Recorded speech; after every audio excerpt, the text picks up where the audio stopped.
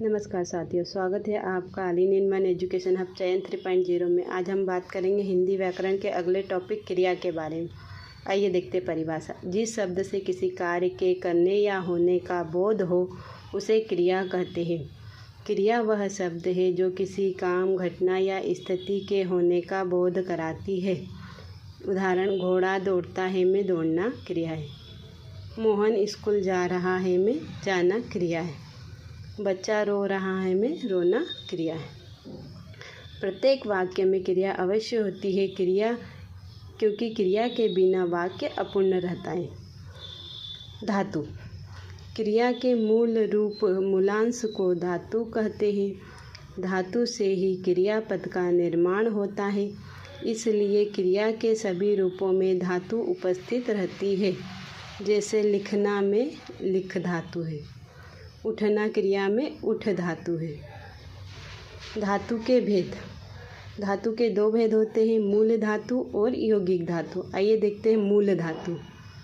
यह स्वतंत्र होती है तथा किसी अन्य शब्द पर निर्भर नहीं करती है, जैसे खा, जा, पी, रह आदि।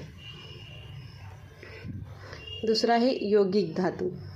यौगिक धातु मूल धातु में प्रत्यय लगाकर धातुओं को संयुक्त करके अथवा संज्ञा और विशेषण में प्रत्यय लगाकर बनाई जाती है। यह 3 प्रकार की होती है। यौगिक धातु के कितने प्रकार होते हैं? 3। प्रेरणार्थक यौगिक धातु, यौगिक धातु क्रिया और नाम धातु क्रिया। क्रिया के भेद। कर्म के अनुसार या रचना की दृष्टि से क्रिया के 2 भेद हैं। सकर्मक क्रिया। प्रश्न इसमें क्या किसको का उत्तर मिलता है। सकर्मक क्रिया किसे कहते हैं? जिस क्रिया के साथ कर्म हो या कर्म की संभावना तथा जिस क्रिया का फल प्रभाव कर्म पर पड़ता है, सकर्मक क्रिया कहलाती है। उदाहरण, बंदर फल खाता है में खाना क्रिया है और कर्म है फल, अर्थात सकर्मक क्रिया। दूसरा उदाहरण है, वह पतंग उड़ाता है में उड़ाना क्रिया है और पतंग कर्म है, अर्थात सकर्मक क्रिया है। सकर्मक क्रियाएं 2 प्रकार की होती है। पहला है अकर्मक क्रिया, दूसरा द्विकर्मक क्रिया। देखते हैं एक कर्मक क्रिया। जिस सकर्मक क्रिया में केवल एक कर्म होता है उसे एक कर्मक क्रिया कहते हैं। उदाहरण, मोहन पत्र लिखता है में लिखना क्रिया है, पत्र कर्म है। कितने कर्म है? 1, अर्थात यह एक कर्मक क्रिया है। दूसरा है द्विकर्मक क्रिया। जिस सकर्मक क्रिया में 2 कर्म होते हैं उसे द्विकर्मक क्रिया कहते हैं। उदाहरण, माँ ने बच्चे को खाना खिलाया। यहाँ खाना खिलाना क्रिया है, बच्चा और खाना 2 कर्म है, अर्थात यह द्विकर्मक क्रिया कहलाएगी। क्रिया का दूसरा भेद है अकर्मक क्रिया। जो क्रिया कर्म के बिना होती है तथा जिसका फल कर्ता पर पड़ता है, अकर्मक क्रिया कहलाती है। उदाहरण, बच्चा रोता है में कर्म अनुपस्थित है, इसलिए यह अकर्मक क्रिया है। दूसरा उदाहरण है, वह हंसता है में कर्म अनुपस्थित है, इसलिए यह भी अकर्मक। क्रिया के अन्य भेद। पहला सहायक क्रिया, दूसरा पूर्वकालिक क्रिया, तीसरा रंजित क्रिया, नाम धातु क्रिया, 5वां सामान्य क्रिया, 6वां संयुक्त क्रिया, 7वां प्रेरणार्थक क्रिया, कृदंत क्रिया, 9वां समापिका क्रिया और 10वां असमापिका क्रिया। आइए देखते हैं इन भेदों को। पहला सहायक क्रिया। वह क्रिया जो मुख्य क्रिया के साथ प्रयुक्त होकर मुख्य क्रिया का काल या समय प्रदर्शित करे उसे सहायक क्रिया कहते हैं। उदाहरण, राम बाजार जा रहा है में रहा है सहायक क्रिया है। मैं गाय चराने गया था में था सहायक क्रिया है। तीसरा उदाहरण, तुम हंस रहे थे में रहे थे सहायक क्रिया है। पूर्वकालिक क्रिया।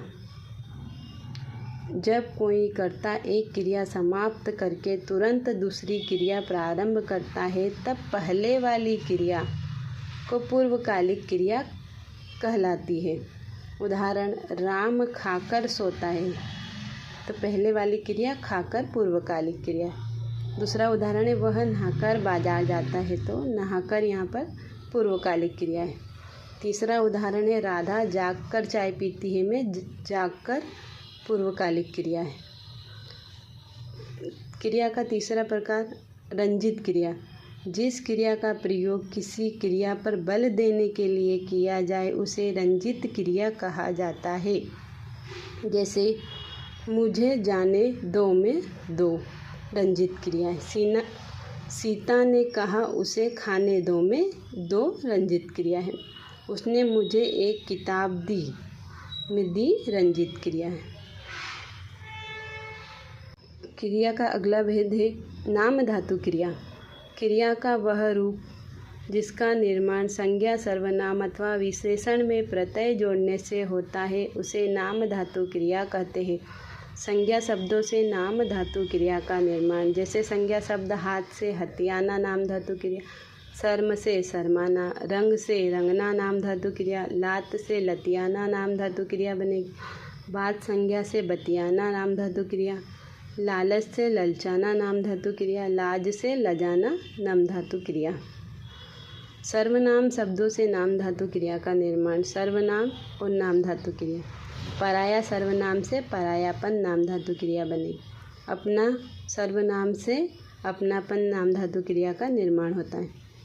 विशेषण से नाम धातु क्रिया का निर्माण, गरम से गरमाना, नरम से नरमाना नाम धातु क्रिया, तोतला से तुतलाना नाम धातु क्रिया, चिकना विशेषण से चिकनाना नाम धातु क्रिया।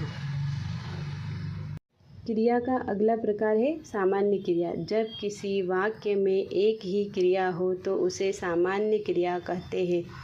उदाहरण साक्षी कपड़े लाई में एक ही क्रिया है लाना अर्थात सामान्य क्रिया है। राम बाजार गया में जाना क्रिया है अर्थात सामान्य क्रिया है। मैंने आम खाया में एक ही क्रिया है इसलिए यह सामान्य क्रिया है। संयुक्त क्रिया वह क्रिया जो दो या दो से अधिक धातुओं या क्रियाओं के मेल से बनती है संयुक्त क्रिया कहलाती है। इसे यौगिक क्रिया भी कहा जाता है। जब एक से अधिक क्रियाएं मिलकर पूर्ण क्रिया का निर्माण करती है तब उसे संयुक्त क्रिया कहते हैं। उदाहरण जैसे राम ने खाना खा लिया, खा और लिया मिलकर खा लिया क्रिया।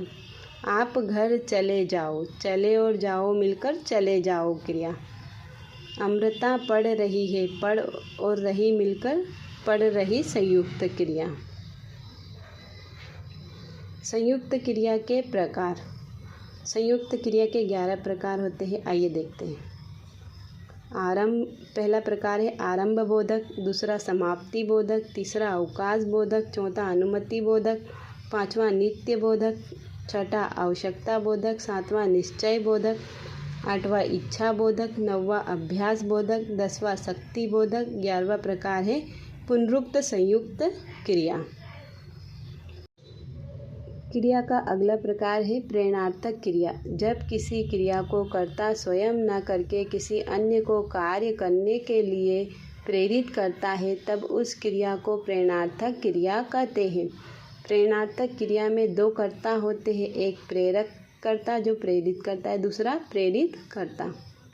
उदाहरण भारती ने नौकर से पत्र लिखवाया, शिक्षक ने राम से निबंध लिखवाया, माँ बच्चे से गाना गवाती है। प्रेरणार्थक क्रिया के रूप। प्रेरणार्थक क्रिया के दो रूप होते हैं, प्रथम प्रेरणार्थक क्रिया और द्वितीय प्रेरणार्थक क्रिया। आइए देखते हैं कुछ शब्द। करना से प्रथम प्रेरणार्थक कराना, द्वितीय करवाना।